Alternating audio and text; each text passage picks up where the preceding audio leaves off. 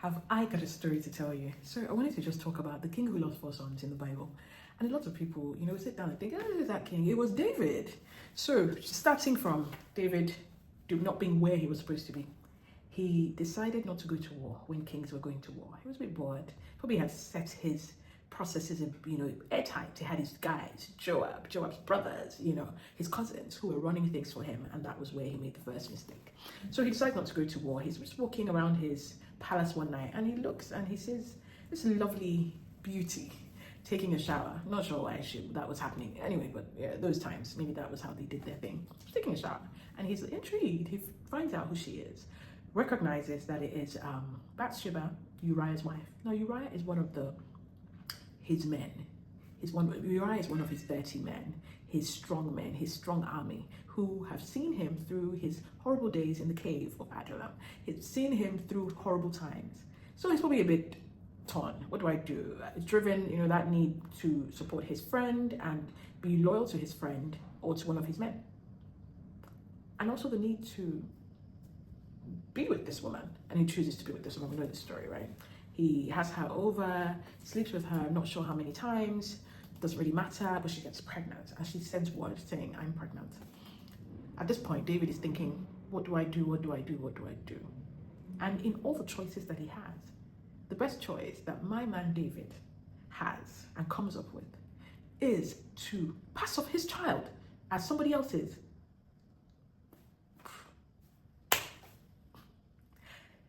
Says, no, don't worry, Bathsheba, I've got this one sorted. Calls Uriah, says, Uriah, I'm inviting you back home, come home. And Uriah's like, yeah, thank you for having me. I'm going to sit at the court downstairs with you or with other soldiers, whatever. And David is like, okay, day one, he did go home, asking them, you mean he did go home with his wife? Like, because David is thinking, if it was me, I would not even be here. I would be like, peace out, over to my wife.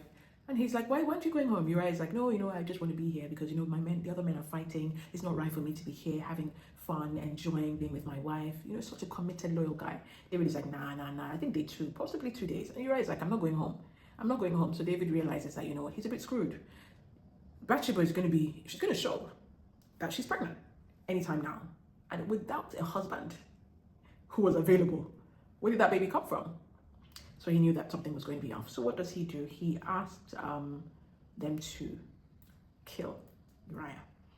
David is thinking to himself, if Uriah can die, then I can quickly bring Bathsheba in, and then we can try and pass off this baby as early term, preterm, And that's what he does. He gets his cousin, he says, put Uriah at the, toughest part of the battle. Uriah dies, he takes it Bathsheba. But I'm sure people know, people talk. They probably had to sneak her in the first night, so a lot of people were involved. And people would talk and say, David is going there, or he's going where he shouldn't be going. So that was how Bathsheba then finds herself in the palace. It's time for the baby to come. The baby arrives. But before the baby arrives, I think, we have the prophet Nathan come, and then he comes and gives a parable and a riddle to David. And David's like, oh my goodness, that is so unfair. How can someone do that? That is wrong. That person must die. That person. And then Nathan goes, actually, we're talking about you. You know what you did. You know what you did in the dark of the night. But God has seen it and seen it all. And this baby's not going to live.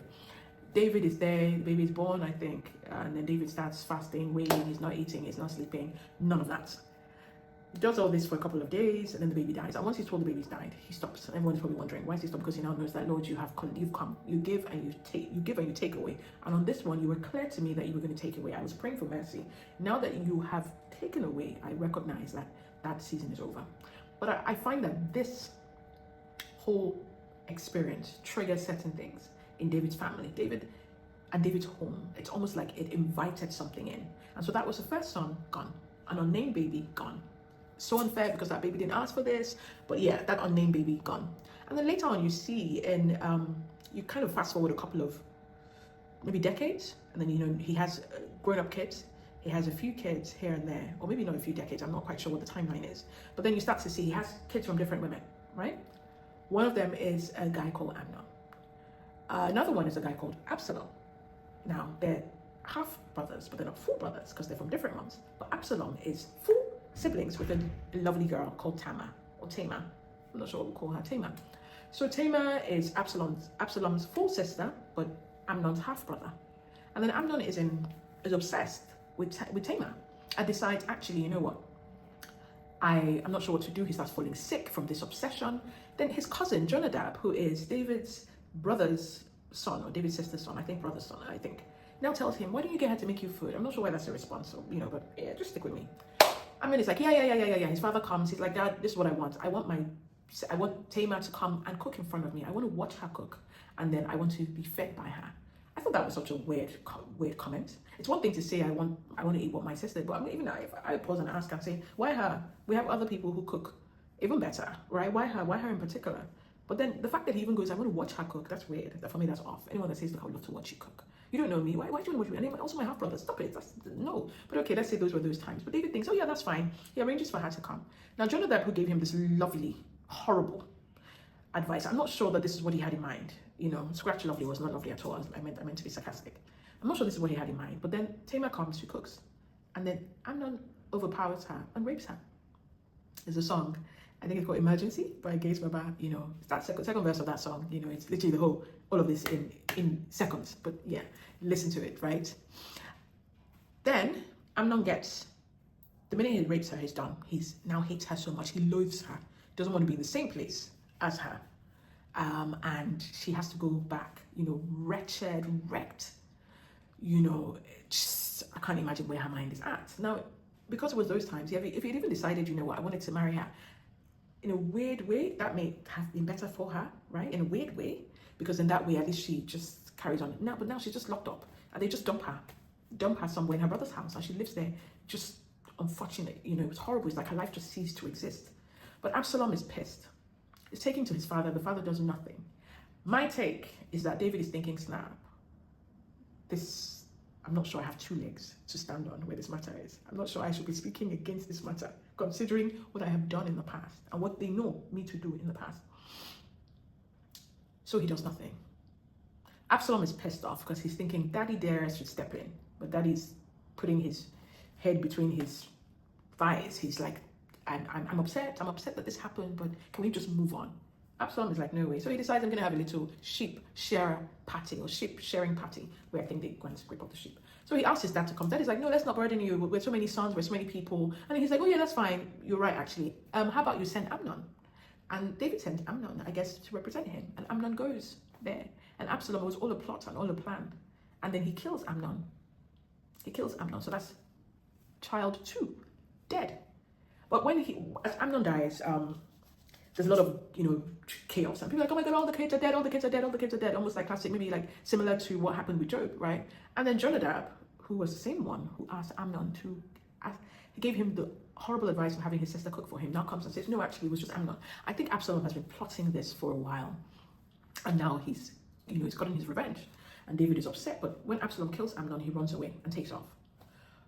Some time passes. David is mourning Amnon. So that's the second child he's now mourning. Amnon wants to come back. He doesn't want to live in exile. He's forced to exile on his own. He's worried that if he comes back, he's going to get in trouble. So he comes up with Joab, who is David's commander-in-chief and also cousin. And then they get some woman to come in and plead on his behalf. And David's like, okay, you know what? He can come in, but he's not going to hold court with me. So he doesn't see Absalom when Absalom moves back into Israel. And Absalom is a bit pissed off, he's coming, he's a bit grateful. But after a while, it's like, look, you know what? If he's not going to court and meeting his father, then where does that leave him in the rank, right? So Absalom is pissed off, and then he goes and he needs to get Joab's attention, because he knows if he gets Joab's attention, then he can ultimately have David's attention. So he goes and burns Joab's farm type thing.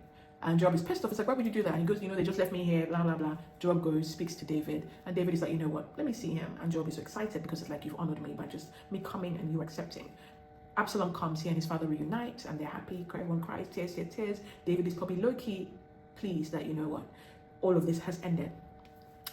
Move over a couple of, maybe actually the next chapter. Absalom is now he's back in the game. He starts to hold court. He starts to meet people at the gate. Honestly, whoever is meeting people at the gate is someone running the shots. Absalom is starting to take people's issues. He's starting to help them. He's starting to figure things out for them, and he's winning their hearts. They also say that he was so handsome. He had long hair. I'm sticking to this hair. This hair is very important. He had like long locks, way longer than mine. He was as beautiful as it comes, right? And people just started to gravitate towards him. So of course he starts to muster this little plan in his mind, saying, actually, why can't, Daddy has served a long time on that throne. there was anyone else that should be next, it should be me, Absalom, you know, and everyone has seen me win back my dad's favor. I'm back in his good books. People love me, and he decides to take over. David here he's freaked out because he's recognizing that somehow he has moved his eye. Because once you don't have the people, you don't have that throne. So he takes off with a few people. He leaves 10 concubines of his to sort of man the palace, just in case, just keep things as they are, you know, till I come back, till I return. And Absalom takes over. David has run out with his wives, his other concubines, his children. Feel bad for the concubines that were left behind, the 10 of them, because Absalom takes over. And when he takes over, he also takes over with 2 guys. I think one of them's name, I may be wrong, is Hushai. But another one's name was Ahithophel. Now, Ahithophel, it's important, stick with me. Ahithophel, from the way they describe, is Bathsheba's grandfather, her father's father, or her mother's father. Why is Ahithophel part of this? I don't know. I'm not, you know, I wasn't there. I wasn't a fly on the wall. I wish I was, but I wasn't.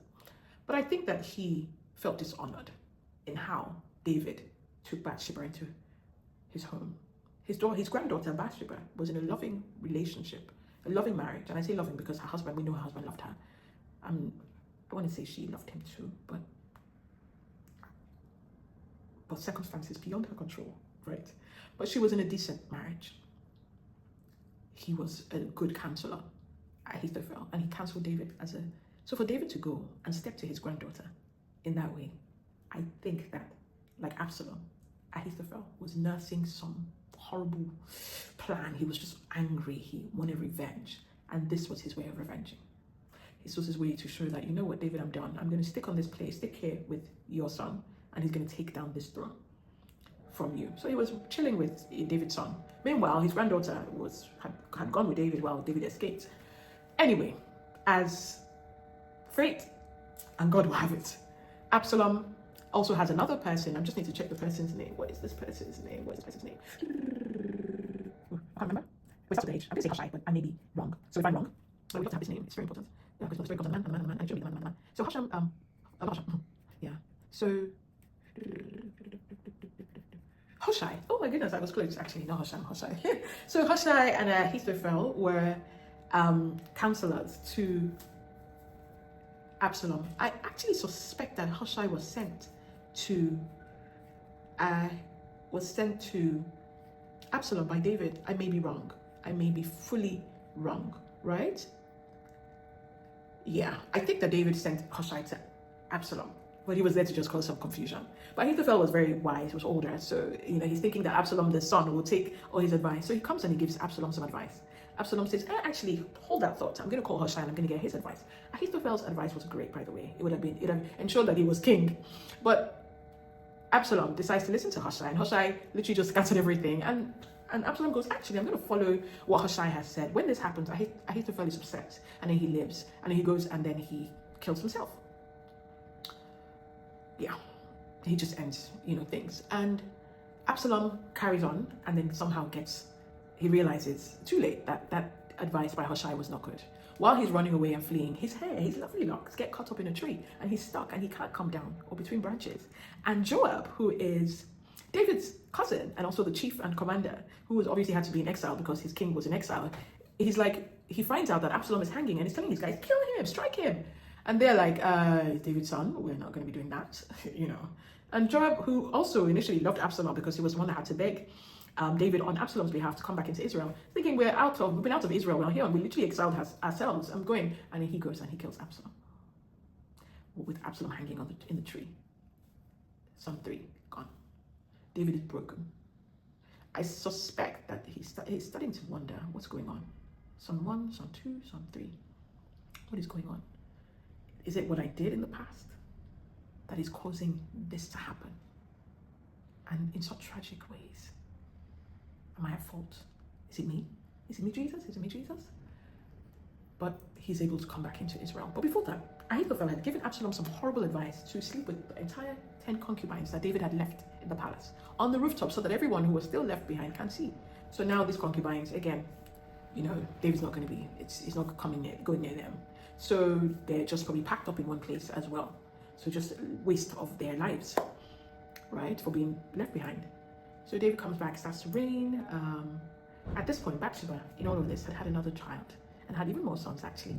But she had a son after that first son who died, and they named him Solomon. It was almost like God was saying, you were involved in something that was bigger than you, Bathsheba, because there was no saying no, really, right? In those days, something that was bigger than you, and you have paid the price for it. But you have stayed, you have stayed, and I'm going to reward you. And so a son will come through you that would carry on this lineage from David. So Solomon is growing while all of this is happening. And once David starts to get really old, he's really ill at a point, old, and David and women, he decides they help him get a young virgin who would warm him up. Nothing involved, nothing sexual, just lie beside him, take care of him, tend to him. The other women were probably older. I'm not sure why they couldn't find someone who already existed amongst the concubines and wives, but they got a young one. I think her name was Abishag. And she's there, beautiful, just taking care of David. But David is ill, and everyone's starting to think about who will be next in line. And his another son. His name is, just so that because I'm thinking Ahithophel, his name is Adonijah. He's also good looking, everything. He was like, you know what? Amnon is out the question. Absalom is out the question. It's out of the question. So I'm next in line. It should just flow. And he starts already parading himself. His dad is weak. So all I have to do is just really parade myself. And after all, everyone will say, yeah, he must be king. And the difference with where David was, with Absalom, David was younger and he could still fight back, have orders. Now he's old. He needs to hand over. I'm not trying to take it away from him. I'm just saying, after you, dad, it's me. So then he just starts, kind of parading himself, saying that he is king. But Bathsheba remembers that David had said to her that her son Solomon will be king. So she goes to meet him. But she goes, and Nathan, the prophet, who had also literally blasted David, many decades ago concerning David and Bathsheba's affair, comes as well. And then David says, actually, you're right. I remember I did say that Solomon would be king. And I have to act now, because if not, my throne is going to be divided. And we're going to have brothers pitching themselves against themselves. So immediately, they call another guy, and they just announce Solomon is king. Adonijah is afraid because it's like, snap. I literally went ahead of myself, and I shouldn't have, because now it means that I am enemy, target, not 101 from Solomon. But Solomon is like, okay, cool, I'll leave you. Let's just chill. Solomon becomes king. David dies. So he didn't see a fourth son die. He only saw 3. David dies. Solomon really fully enters into the throne. Then the next thing, through Solomon's mom, Bathsheba, Adonijah now goes to Bathsheba and says he wants to meet her and ask for something, that he would like to ask for Abishag's hand in marriage. Now, Abishag is the young virgin that they put to warm David. And Bathsheba thinks, oh, there's nothing wrong with this. So, okay, I'll ask, I'll ask. And then she goes to ask her son Solomon. And Solomon just knows that was weird. For him, he was like, that's very sneaky. Someone who's maybe not quite been with her father, but was very positioned with her father, which again shouldn't be a problem. The man has gone, let this girl marry. She wasn't even married to your father. But Solomon recognizes what Adonijah is doing, or maybe recognizing what Adonijah may not even know he's doing. And so he goes, nah. For this thing you've done, you need to pay. And Adonijah is killed. And so I just, I sit down. I love David. I love David as a person. There's a lot to learn from his life. He's such a strong worshiper, always thinking songs, words. Like, he brought everything. He brought his full self. When he's down, he's bringing it. When he's up, he's bringing it. We have amazing songs and psalms just by virtue of, his relationship with God and his journey in general. But when it came to his family, there were just so many mistakes. He fought so many battles, but the most intense battles he fought were battles that involved the heart, battles where he couldn't stop himself, battles where self-control should have played a nice deck but did not, and then battles where, because they involved people too close to him, he struggled to make the right decisions. That blows my mind. It blows my mind. It just doesn't make sense. And I just wanted to share, but also, most importantly, the fact that, grace, as they say, Uri of Fesha, literally grace is amazing, because from this same couple or relationship or solid affair, whatever you want to call it, between Bathsheba and David, the Lord sort of remembered them and turned it around. And that throne carried on post-David through a child that came from them both. So it's like all of this, and yet God's grace still being heavily intertwined in the entire story. And I just wanted to share. This is my first long story. Let me know if you like them, and I will get more. I get very excited by connecting the dots, as well. So just let me know. Bye.